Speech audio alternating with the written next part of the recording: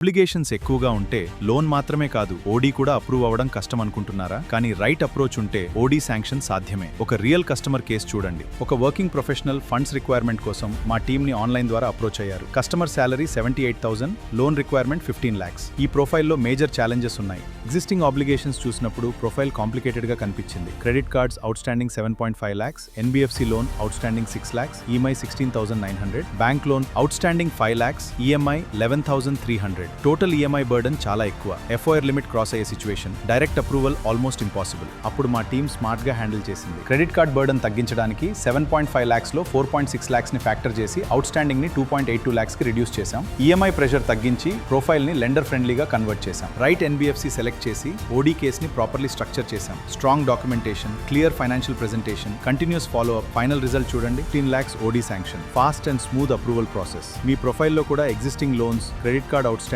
లేదా high EMI burden ఉందా? అయితే ఓడీ అని కమెంట్ చేయండి లేదా కింద ఇచ్చిన నంబర్కి కాల్ చేయండి. మీ కంప్లీట్ ఫైనాన్షియల్ ప్రొఫైల్ ని అనలైజ్ చేసి మీ ఎలిజిబిలిటీకి సరిపోయే బెస్ట్ ఓడీ లోన్ ఆప్షన్ ని అందిస్తాము. మరిన్ని financial tips, loan updates and real customer case studies కోసం మా పేజ్ ని ఫాలో చేయడం మర్చిపోకండి.